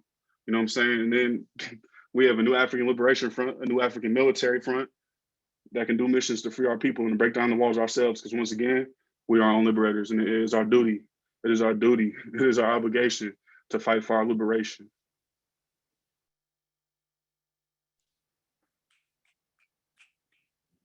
Mel, you want to add to that? Answer the question. Ditto, everything. Everything a boss just said, cosign, +1, retweet, whatever. I think I'm gonna try to answer the questions because I'm a Gemini and I could just talk and go on tangents, but I'm gonna look at these questions and answer them. Why is it important for youth to carry the fight? Imperialism is a machine. So I work in a college setting, and this is one thing that I talk to student organizers about all the time, is like, the university is just waiting for y'all to graduate. In 4 or 5, 6 years, y'all gonna be out, and then all that shit you talking about right now is gonna go out with you, unless you are building, right? Unless you are really building in strategic ways to where you are passing along the true history of your spaces and the true history of your work. And you are training people, right? And getting people who are going to be down to stick to like the integrity of that work, right? And to really understand what that work is, to continue to stay in that space. And so kind of taking that out of the university setting, we talking about America, #1 imperialistic machine, period. They have been doing this shit for hundreds of years, right? They have propaganda set up. They have their allies set up across the country. They have resources out the ass, like weapons. They have money. They have everything, right? They have control. They have control of the education that folks are getting, right? And so that's what we're fighting against. And I think that folks really need to gain an understanding of like what we're fighting against. And that's why you need to know like, oh, we're not going to win. It's not going to happen in one generation. This has been a fight, right? Our ancestors were not, contrary to popular belief, like they did not just sit down and take it, right? We have been fighting this war for many generations, and we will continue to fight it. And the imperialist machine is going to continue to try to like stifle all that information. I can't remember who it was. I think it might have been Asada, of like, they're not going to give you the education you need to overthrow them, right? Like that's why the generation, that's why the youth are really important to this work. Also, when you do this, as Abbas was saying, like when you start to study the work, damn, like this term political prisoner, like what did that person actually do, right? What is our understanding of what it means, what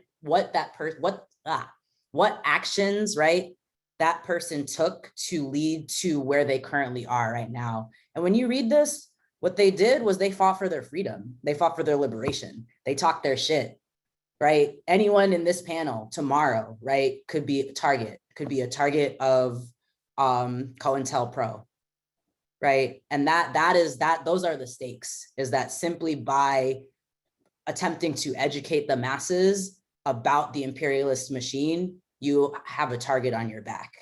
And so I think that like, if folks can really come to understand that, if the youth can understand like, no, it's not like they was out here doing wild shit or whatever you might term wild, right? It's that folks were out here and they were reading and they were beginning to form scientific assessments of what was happening and what the conditions were being created by the American imperialist machine, and beginning to push back against that, whether it's through advocacy, right? Whether it's through writing with Mumia, whether it's through reporting, right? We have folks who are political prisoners who come from all different parts of like the career span, right? And it is simply because they use their gift towards the revolution. So providing advice, study, know your history, but also know your worth. Like, know your worth, know your power, know your dignity, know, like, if you hear something, right, know what the goal is. So you on this panel, you listening, or you're watching the video, whatever, you hear hella niggas on here. Oh man, I wasn't gonna say that, whatever. You hear folks on here. I know we got elders in the space. I'm trying to balance things. But you hear folks talking about imperialism. I don't know what the fuck imperialism is, and I don't know what that means. And I don't know what it means to fight against imperialism. I don't know what Melissa's talking about. This is a machine, like, but instead of like, not looking into that, right, there are resources. So everyone in this space is providing resources for political education for youth to gain an understanding of what does it mean when we say we're fighting against imperialism, because it's going to be hella important for the masses to have a unified understanding. Because if we don't know what we're fighting against, like, that's going to be another battle that we have to get through. How can they start? What's their first step? Just do you literally wake up in the morning and be like, what can I do for the people? Or what decision am I making in service of the people? And like that really is everything, right? That is talking to a comrade. Actually, I won't share this story. That's not my story to share. But thinking about the ways in which that, like, we might find ourselves in situations where we could have a reactionary response that we think is in service of the revolution, or we could have a truly revolutionary response that's rooted in this ideal of I'm here for the people, everything for the people. And what that could mean for me is that, one, I know my worth, I know my dignity, I know the power of my voice, I know the power of what my people have done. And like, I have identified what I have to offer the revolution, and that's political education. So I'm not gonna go to the protest, because the protest puts me at risk. The protest puts me at risk for capture. The protest puts me at risk for death, right? The protest puts me at risk for not being able to contribute to the revolution in the way that I was meant to contribute to the revolution. And I think that that's my work, right? Like someone's work might be the protests, right? And is that being done strategically in service of the people? And so I think that's what it always comes back to, is whatever decision you're making, thinking like, all right, if I do this, how is it actually going to benefit the people? Because what if I'm going to go outside with a sign and be like, what's up, free Mumia? And then I come back inside and like turn on Netflix and Mumia is still not free, nor has Mumia received a letter this past week, right? Nor has Mumia received the resources that he needs to continue to build his campaign around making sure that he gets free, right? So really thinking about what it means to be materially on the ground. One decision I make in my life every day is I like to drive past, I've mentioned I volunteer with people's programs in Oakland. I like to drive past the spaces that we serve every day. And it gives me an opportunity to notice things, right? And so there was a thing that I noticed today when I walked by, or when I drove by and I swung around and I talked to someone, and now I have that information and I'm like, damn, I need to tap in with my comrades at PPO to let them know what's happening on the ground, right? What's happening on the ground in the spaces that we are building with.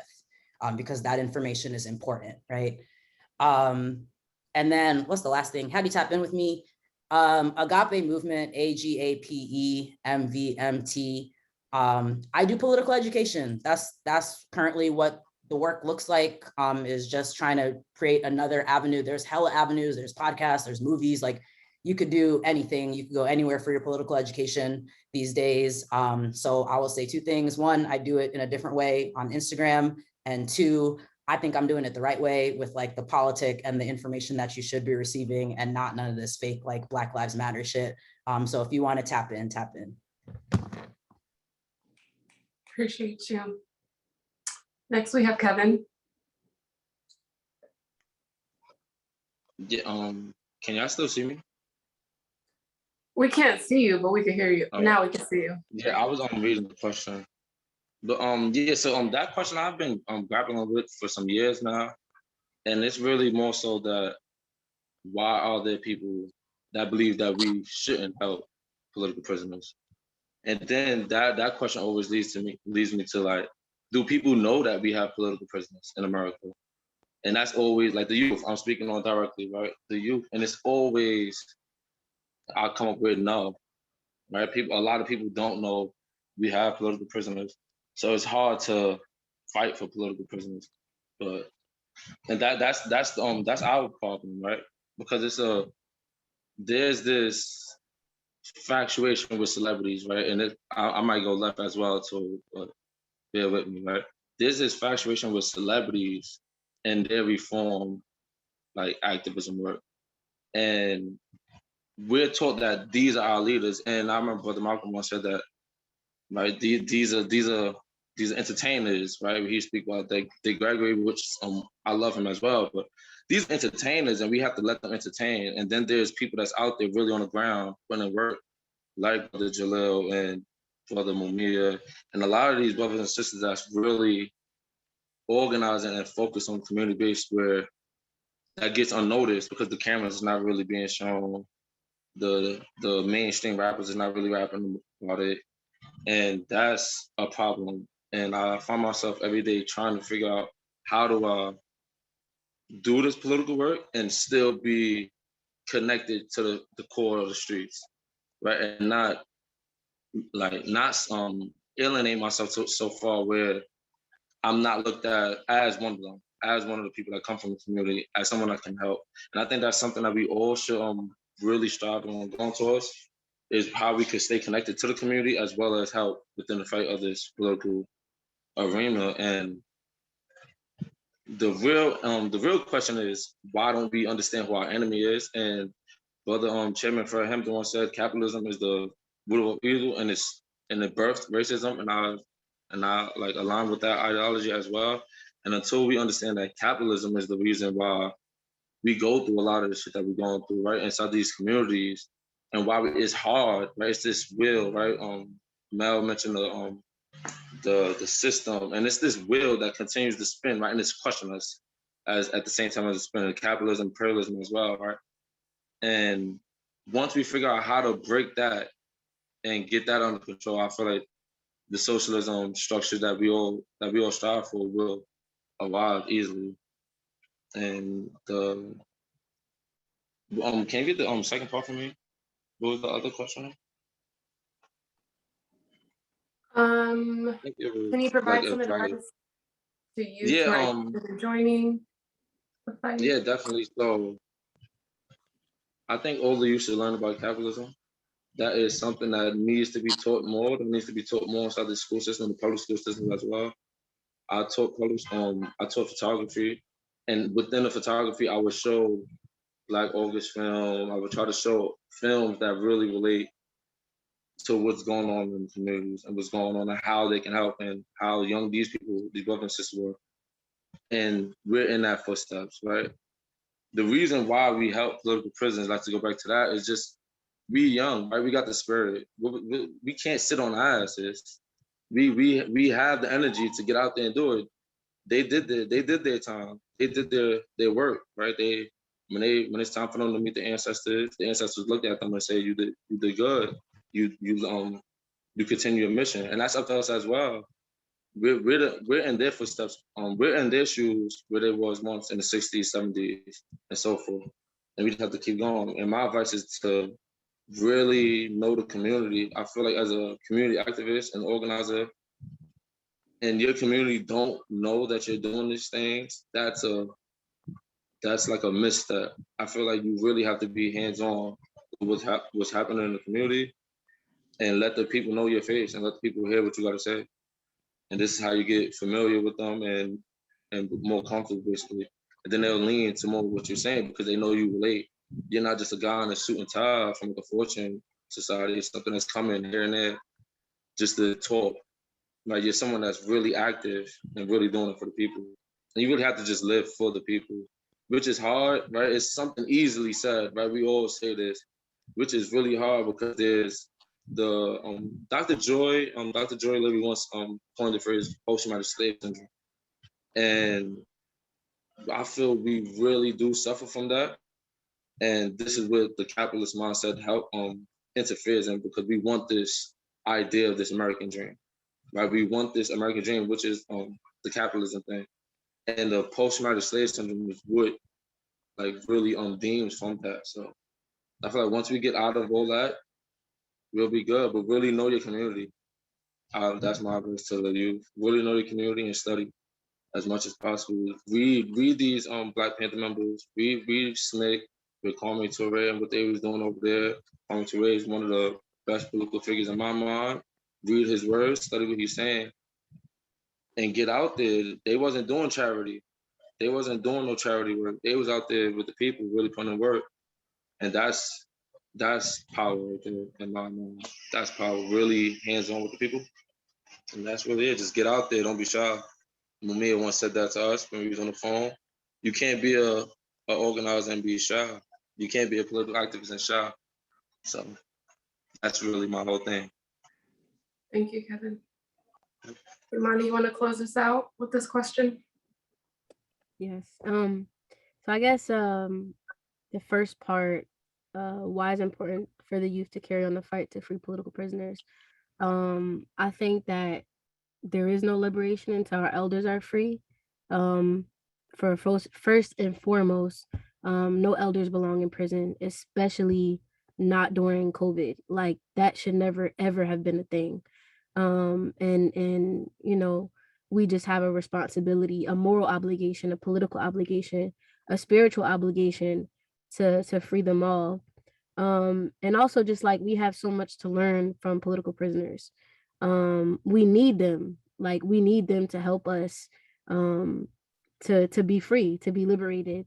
And I think it was Asada, she said, if we ignore their struggle as political prisoners, like we're ignoring our own struggle. So that's just what I wanted to lift up on the first question. I think everybody, y'all all, I learned so much just now from hearing y'all. So I don't have that much to add in terms of like advice to the youth. Just wanted to like lift up the relationship that you should have with elders. Like I got brought into this work from the elders. Like I literally would not be on the panel if it wasn't for them.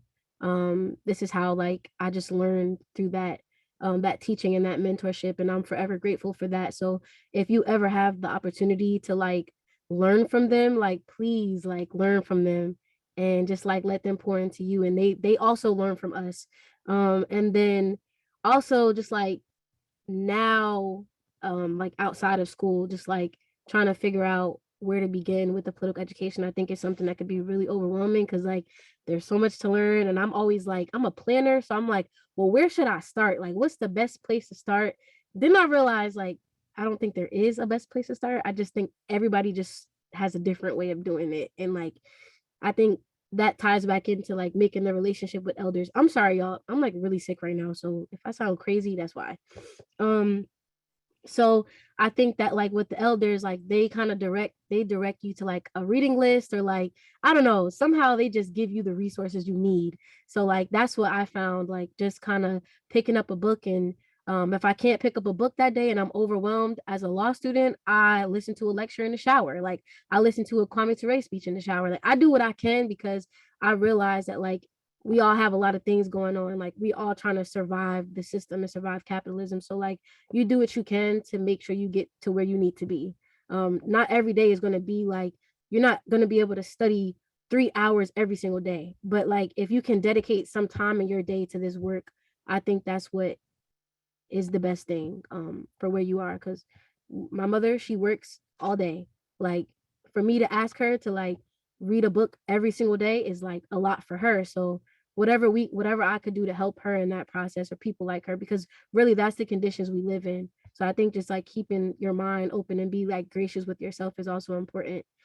And I think also like when I came into this, I was like angry. Like I was like so angry. Everybody was getting me annoyed. Like if people weren't like willing to hear like about colonialism, like if they weren't willing to hear about like the work that I was like trying to push forward, I would just get angry with people.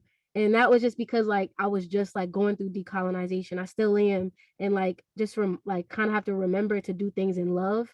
And like that's something that nobody really told me. Like at the heart of this should be like you want to value the people that you're with, because like you're supposed to be creating a new world, and you can't create that new world if you don't respect the people that you working for. Like it's about the people. So like I didn't realize that until like it was kind of like you just gotta make mistakes, and I made mistakes, and that's just me like learning from the mistakes and stuff like that. So yeah, that's it. Appreciate y'all so much. So much was talked on tonight, but you know, what has been brought up the most is political education, right? I heard read, read, read, organize, organize, organize. Take the time to understand capitalism, take the time to understand imperialism, take the time to understand your true history, the reality of the conditions that we live in today. Take the time to understand and study the enemy, right? So really appreciate y'all and the gems you dropped today. I'm looking at the Q&A. So many people are inspired by y'all. If y'all could drop your social media in the chat. You know, we have people's programs in here. We have the communists in here. We have Free Mumia Home, Agape Movement, Free 'em All NJ. So if y'all could drop that in the chat. Given the time that we have left, we really only have one time for one question. Let's see. Let's just do the one on the top. How can the youth respectfully navigate organizing spaces and keep the balance of getting their voice and opinion heard, but also respect elders and people already in that space? This is open for anybody who feels like answering.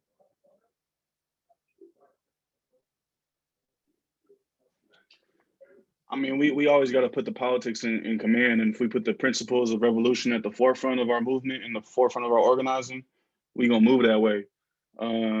If we students of history, you know, there's elders who have stayed the path, and there's also some elders who betrayed the movement. You know what I mean? So we got to also look at who are the elders who we should be studying, who are the elders we should be listening to, right?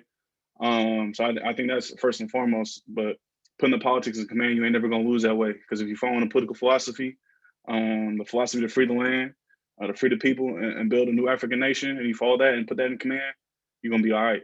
But again, it's studying, having a deep internal reflection with yourself, understanding when you're wrong, being able to admit when you was wrong, and that's important. But you know, there ain't no movement without intergenerational movements. There ain't no movement with that. There ain't no freedom without intergenerational organizing. That's what people's programs is a product of intergenerational organizing. When we didn't have no space, didn't have a spot, you know, we had Delancey auntie house, you know what I'm saying? And, you know, his auntie helping us cook, his mom helping us cook, you know what I'm saying? So from the foundation, our movement's got to be intergenerational.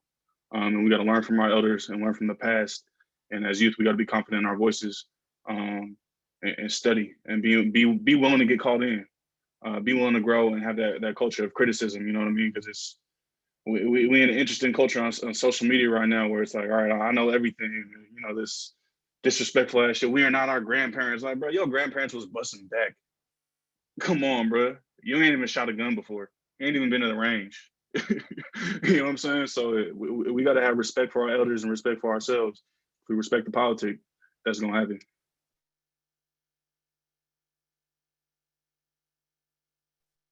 Yeah, I want to unite with that, with everything you just said. All the organizations that I'm in, including Hood Communists, is intergenerational. Ajamu Umi is our elder, so to speak. And the best thing about that is that there's a lot of struggle that happens intergenerationally, a lot of struggles of ideas. We all come from different ideologies, so we get to bounce ideas off of one another and talk through things. Same with Black Alliance for Peace. So I value those discussions and those conversations because, you know, we are consistent students, and we're not going to know everything, and elders don't know everything either. You know, they're, like you said, Imani, they're learning from us just the same. And I honestly enjoyed that process more, to see them grow from ideas that they were so rigid in when we first met, and just to know that, you know, the struggles that we had internally shifted them and even shifted how I even approach struggles.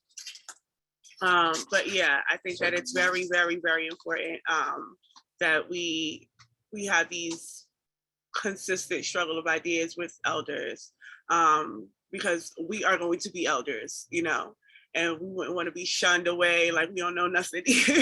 So we want to always encourage that this struggle of ideas.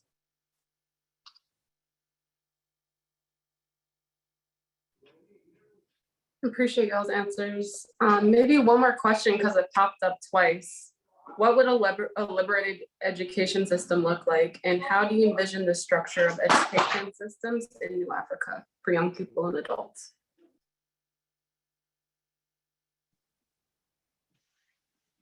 I mean, revolution is always going to be a process. There ain't no education system in America that they're going to free our mind by design. You know what I mean? They operate in a similar way as prisons do. You know what I mean? But I think when we think about what does it mean to free the land, that is the first step. But we're gonna have so much learning to do once we free the land, once we build our own new African nation. We have problems right now in our community, inter-community problems, right? But when we have control over our resources, control over our schools, we're gonna be able to teach ourselves the right education. You know, it's often overused, but a decolonized education, where we can learn our true history, right? Because we gonna deal with counter revolutions, and our youth are gonna need to be able to identify what is a counter revolution. Our youth is gonna need to be able to identify what was the revolution about. So building schools where we teach our history, teach about the past, teach about slavery, right? Teach about our liberation movements, right? Then our youth will always have the answers.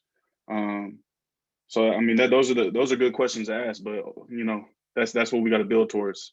Ultimately, we got to build towards new schools that where we can heal. We're gonna have a lot of healing to do, and we're gonna have a lot of unlearning to do. I think just to add to that, a resource, I can't remember who it was, had mentioned that like we have the blueprint already. So that was one thing that the Black Panther Party implemented, was liberation schools. And there are resources and videos out there that kind of showcase like what it was that folks were doing in those spaces. And really it came down to community. So who knows how to read? Bet you're the reading teacher. Who knows how to fight? Bet you the fighting teacher, right? And so all of it came from what are things that we need, one, for our community and for our self-determination, and for us to be able to continue existing alongside one another. And then who has that skill to offer, right? Or who has that resource to offer. And then the other piece of it is just actually thinking about this space. And this is another thing that Elder Jalil had mentioned during his class a few months ago, was that this space in and of itself is like part of what education will look like, right? We got people on here from different perspectives, right? Different perspectives, different paths of life, different ideologies that they're rooted in even, right? And we're all here at the table, right? Because in this space today, right, we are our own government, right? We are here sitting at the table debating politics, not really debating today, but coming in with our different perspectives and our different understanding of like what is the best way to move forward. And you know, we managed to do that without, you know, kidnapping each other and forcing each other into servitude and exploiting each other and all of those different things, right? And so that's what liberated education looks like, is like, how are we just holding our own spaces to decide for ourselves? And we're not always going to agree, but what does consensus building look like? What does coalition building look like? What does decision making and accountability look like, right? How do we take those things into our own hands? Yeah, and I just want to note too that I think that, you know, when we talk about like the process of like liberation spaces where we're learning, I do want to highlight your blog, your podcast, and spaces like Black Power Media and all of these like independent political revolutionary media spaces that are, you know, very integral in pushing these ideas forward, introducing us these elders to tell their stories firsthand. You know, I having these firsthand conversations, debating ideas in real time, giving people resources and books to go check out. So I think that, and it's all youth driven. Like so many of these independent spaces for revolution media is youth driven. So I do want to say that is like one of the net positives that have been coming out of social media is that these ideas are being more accessible and acceptable, because there's so much propaganda. We are really truly out propagandized across all facets. So this is like integral and important that these media spaces like Hood Communists, exist just to penetrate against these ideas. 1,000%. I appreciate y'all for your time tonight. This was so powerful.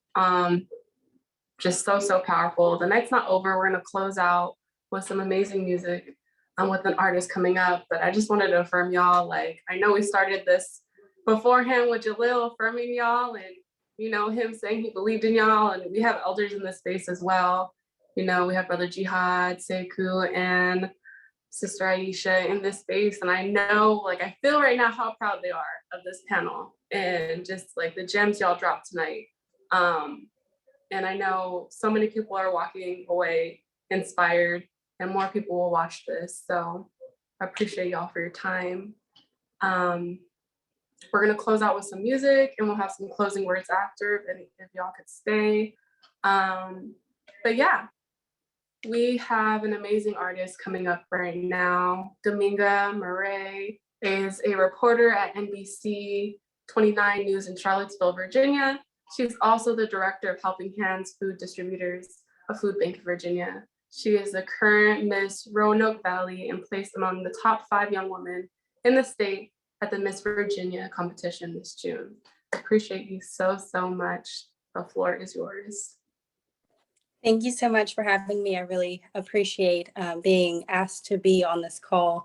We've spoken about some really difficult topics, and this is a song that has gotten me through a lot of the things that we mentioned as young as being, a very little girl. So without further ado, this is the Black National Anthem, also known as Lift Every Voice. And also feel free to sing along with me. I know some people on the call definitely know this song. Lift every voice and sing till earth and heaven ring. Ring with the harmonies of liberty. Let our rejoicing rise high as the listening skies. Let it resound loud as the rolling sea. Sing a song full of the faith that the dark past has taught us. Sing a song full of the hope that the present has brought us. Facing the rising sun as a new day begun. Let us march on till victory is won. Thank you so much. I appreciate you so much. So beautiful. Thank you.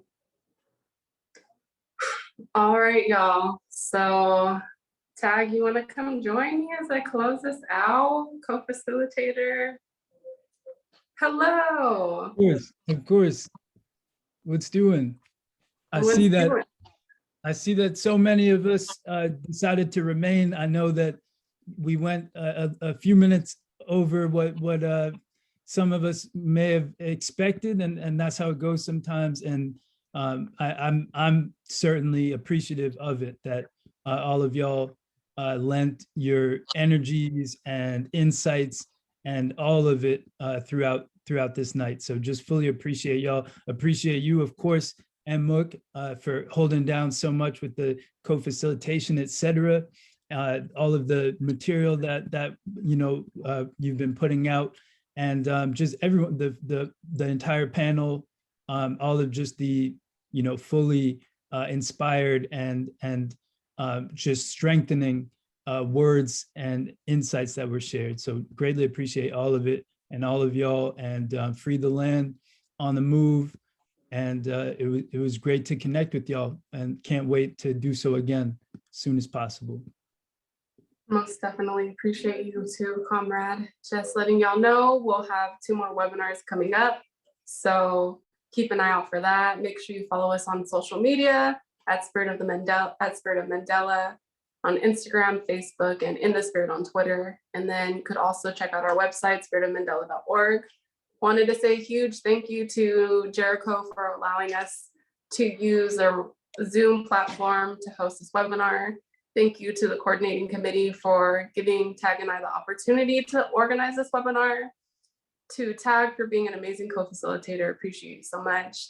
Thank you to Emre and Indy for holding down the technical support, and to all the panelists and creative artists tonight that just shared space and community tonight. And then huge shout out to our elders and our ancestors, whose shoulders we stand on. So again, please just stay in contact, stay up to date. And the tribunal is this October 22nd to the 25th. And please stay up to date on that. We'll be charging the United States with the genocide of Black and Brown Indigenous people, and for the harm that they put upon political prisoners and prisoners of war. So appreciate y'all. That is the end of the webinar. Peace, y'all, love, all power to the people, free the land, free the people. All power to the people.